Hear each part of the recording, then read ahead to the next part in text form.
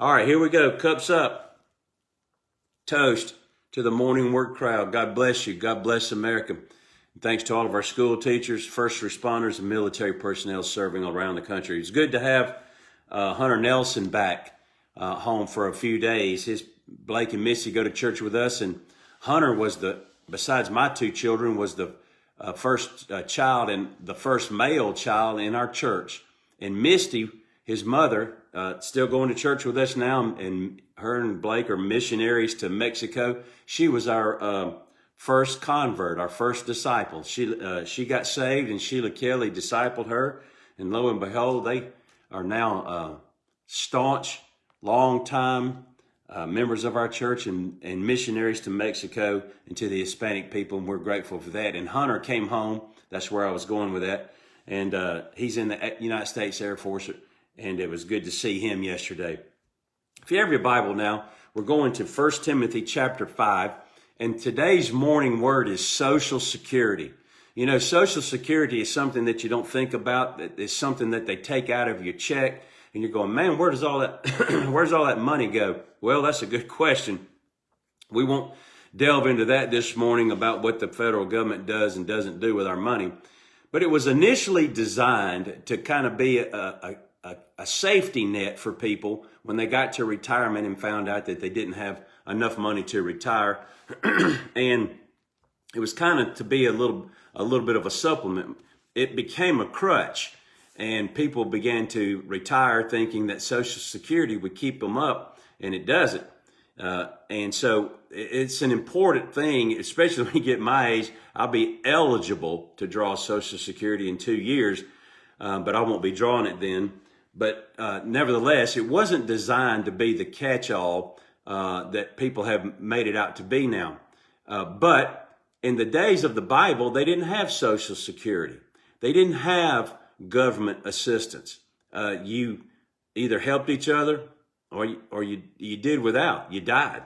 And so here in 1 Timothy chapter 5, Paul is closing out this first letter that he wrote to Timothy, instructional. We've covered some of it in the past few weeks. And he is talking about now how to treat other people in the church. And he talks about how to, as a pastor, how he's supposed to relate to Timothy as the pastor, how he's supposed to relate to the older men, older women, younger men, younger women. Then he goes down and he talks about honoring the widows. Now, the word honor means to assist, and it's talking predominantly about financially. So I just want to read these verses. It's more verses than I normally read, but the verses can tell the story a lot better than I can. So I'll kind of highlight it when we get to the end. So here we go. Chapter 5, verse 3 of 1 Timothy. Honor widows who are really widows. But if any widow has children or grandchildren, let them first learn to show piety at home and to repay their parents. For this is good and acceptable before God.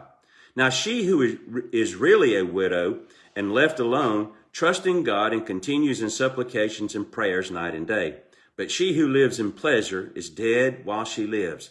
And these things command that they may be blameless. But if anyone does not provide for his own, and especially for those of his household, he has denied the faith and is worse than an unbeliever. Do not let a widow under 60 years old, be taken into the number, and not unless she has been the wife of one man, well reported for good works, if she has brought up children, if she has lodged strangers, if she has washed the saints' feet, if she has relieved the afflicted, if she has diligently followed every good work. But refuse the younger widows, for when they have begun to grow wanton against Christ, they desire to marry, having condemnation because they have cast off their first faith, and besides they learn to be idle, wander about from house to house, and not only idle, but also gossips and busybodies, saying things which they ought not. Therefore I desire that the younger widows marry, bear children, manage the house, and give no opportunity to the adversary to speak reproachfully.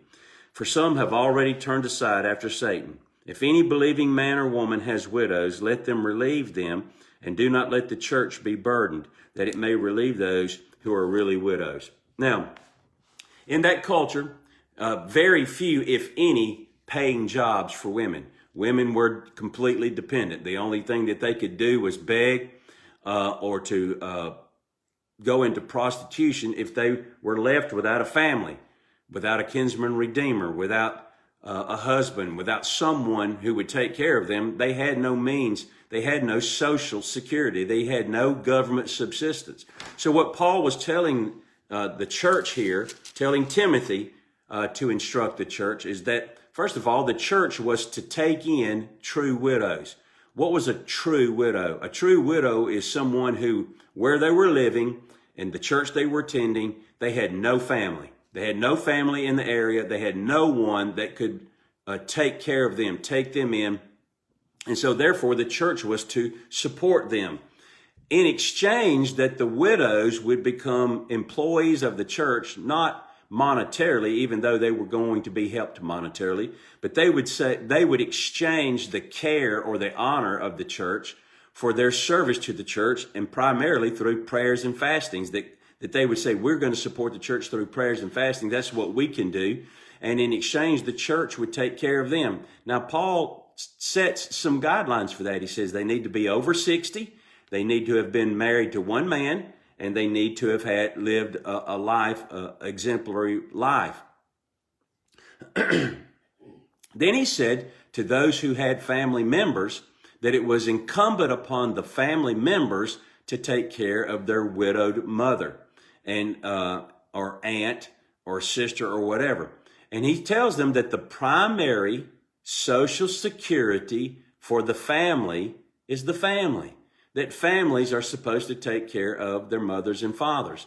That children are supposed to take care of their mothers and fathers. Now he goes down and he says, do not take in any widow under 60. Now you say, why would he do that? Well, because most of the time in Paul's experience, he found out, he says it over here, we just read it, I'm not going to go back over it, but he says that they get to where they get lonely and they want to get married again. And he said when they get ready to get married again, they throw off their faith, meaning what? That they throw caution to the wind, that they're so lonely and so desperate for a man and for support that they begin to practice dating, so to speak, and getting married. They're going to, as Pastor Jeff said yesterday, they're going to get the first guy that stops long enough to look at them. They're going to hitch their wagon to his horse and go on down the road. They're not going to be scrupulous. They're not going to be discerning. They're going to grab the first train out of Dodge. They begin to practice sexual immorality, dating outside of the boundaries of the Bible, so forth and so on. So he said, Paul's recommendation to Timothy was that those women, allow them to remarry, allow them to bear children or whatever and get back in the game. Only those who were over 60. But the point, now those are the particulars. Here's the point that Paul was trying to make. And he said it 3 different times. And here's what he says, that people who were working in the family were to take care of the people of their own family. It says provide for their own. That if a man or a family fails to provide for its own, he's worse than an unbeliever. He's forsaken the faith. He's denied the faith and is worse than an unbeliever. That God's social security plan was for us to take care of our families as much as we can. Now, here's what we see practiced today, by and large. Now, I'm not saying that this is the hard and fast rule, but here's what I see. I see a lot of people today who are living, what I call it the lunatic fringe, and that is that, they are consuming all that they make. And they're just doing life, and they don't have anything or any means to be able to take care of their parents. So when their parents get aged or whatever, they have to put them in a nursing home. And I'm not against nursing homes, okay? I want to be in a nursing home when I can't take care of myself because I don't want my family to take care of me in that way. But what I'm saying is that oftentimes we throw our parents into a nursing home out of convenience, and we let Social Security, or whatever it is, little pension they have, take care of them, and we put no effort forward in trying to take care of them. Now, the world is not supposed to take care of our families. We're supposed to take care of our families, and the church is supposed to take care of the true widows, those who have no families. But oftentimes, And this was the practice of the Pharisees. They would take their money and declare it a gift to God so that they didn't have to honor their families. They didn't want to drain their coffers.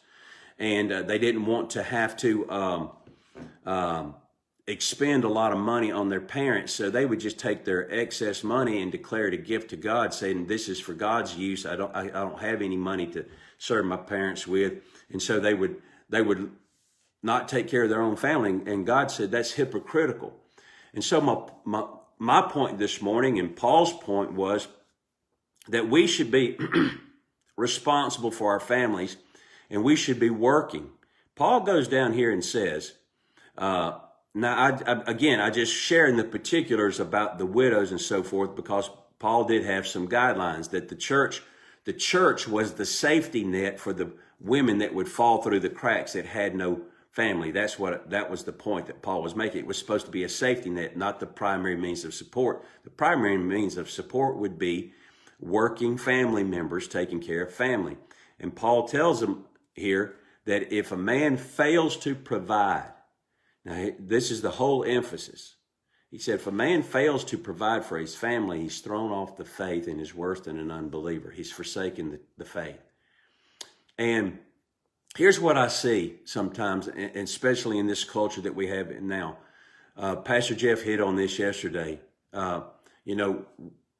We are failing to teach our children to work. We're failing to teach our children to work hard. We're failing to teach our children that to work hard and to work long is a blessing from God.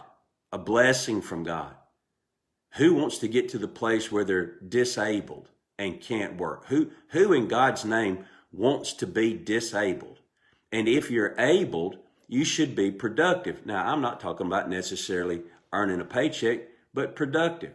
God did not build our bottoms to sit down and do nothing beginning at age 58, 48, whatever it is.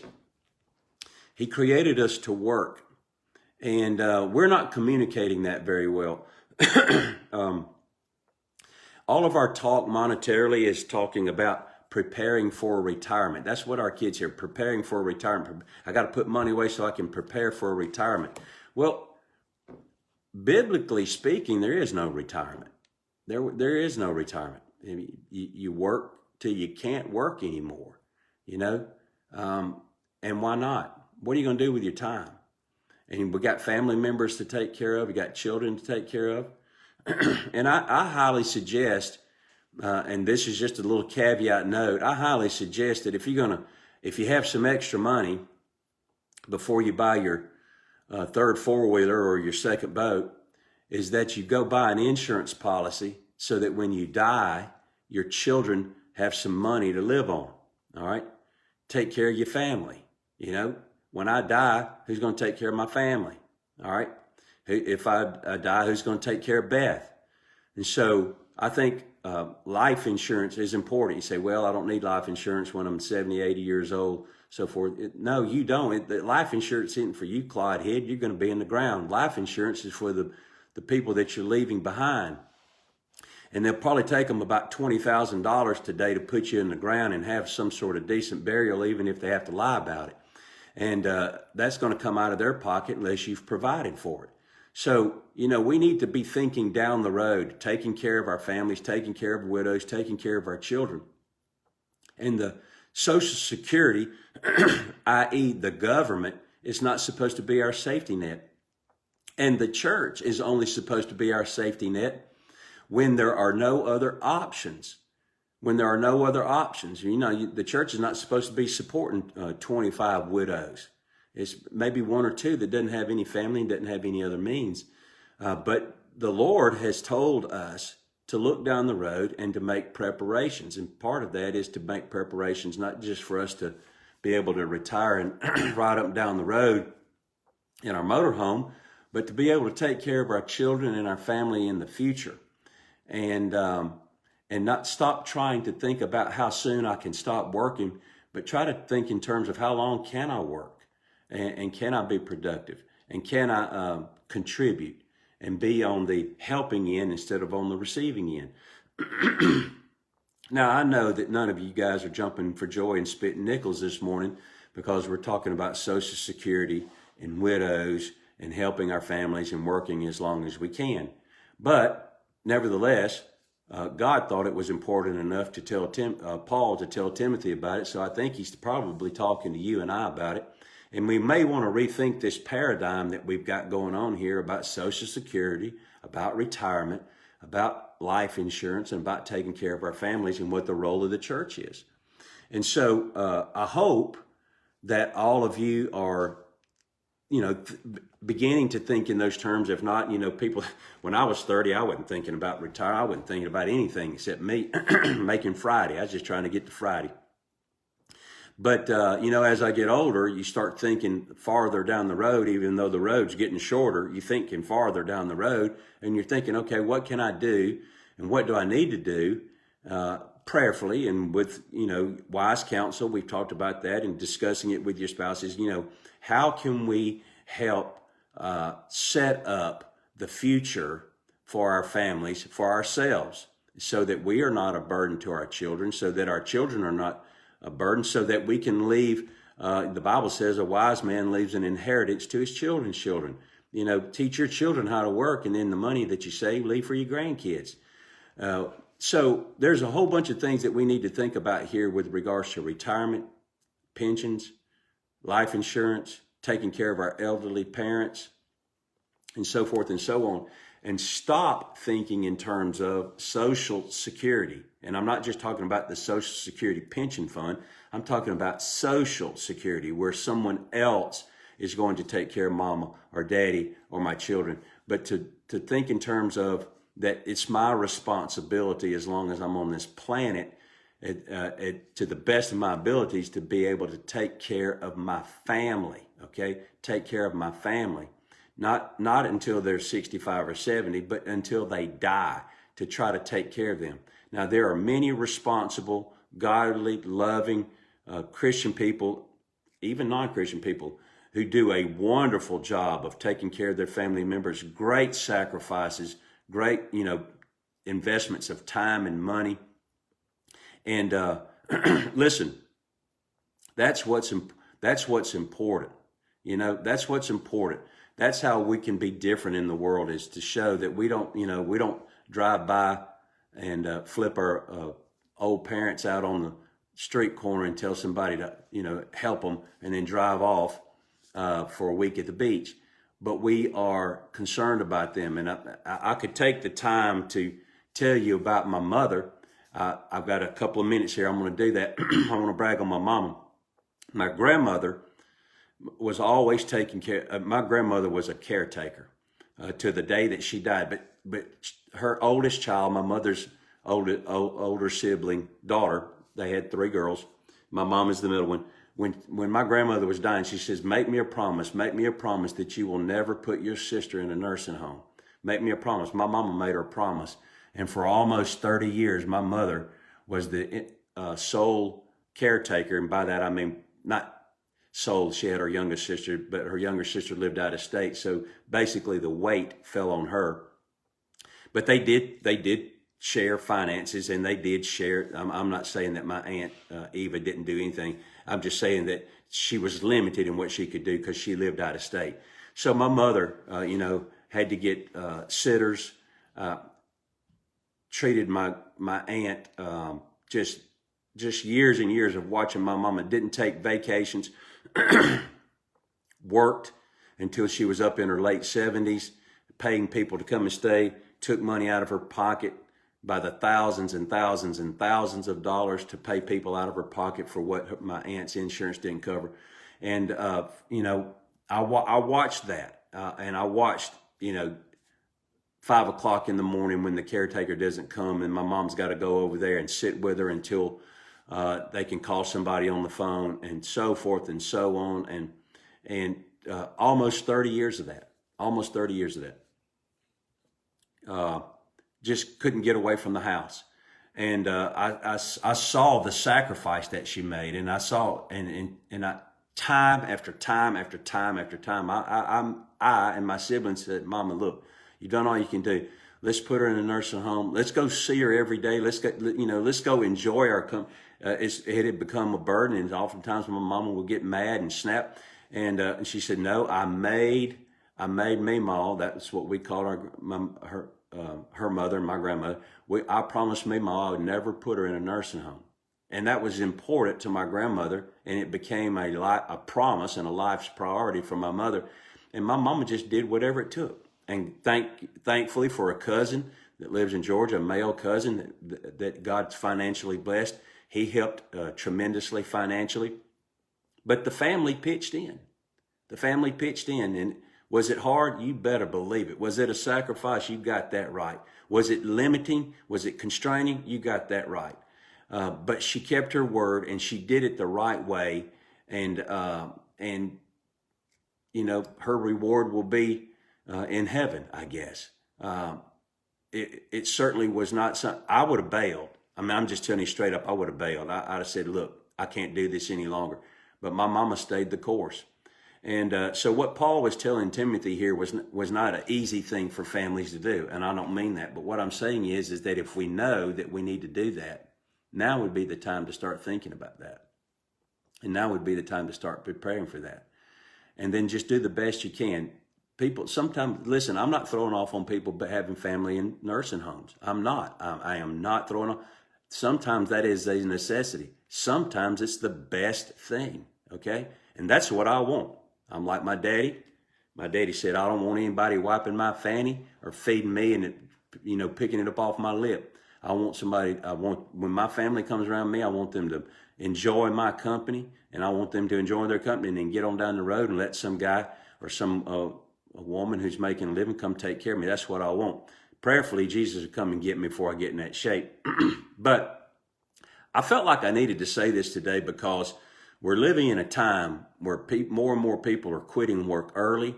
More and more people are quitting work, don't want to work, and more people are not thinking long term about taking care of their families. And listen, if you can quit work at 48 and you've got the means to take care of your family from now on, good for you. You hit the nail on the head. But for some people, it's going to take a lifetime of work and a lifetime of sacrifice to be able to do that. But we need to do that. It's not the church's job, and it's not the government's job to take care of us. It's our job, and we need to step up to the plate. That's part of being a believer, is that we're family. I'll leave you with this example. When Jesus was dying on the cross, the last drops of blood were going out of his body. He's racked with pain. God has laid upon him the sin of us all. And here's what he said. Mother, behold your son. Son, behold your mother. And Jesus passed his mother off to John and said, take care of her. It's the last thing he did on the cross, besides it is finished. He made sure that his mama was taken care of. His earthly mama was taken care of before he left. He said, Mama, that man right there is going to take care of you. And he looked at John and said, John, you know the deal. You take care of mama. That's what we're supposed to do. That's how it's supposed to work. Not Social Security, not the church. John, take care of mama. I hope you guys have a great day. It's Monday. Good Lord willing, we'll see y'all tomorrow. And the creek, I'm going to say that, and the creek don't rise. It's going to rain again tonight. Peace out.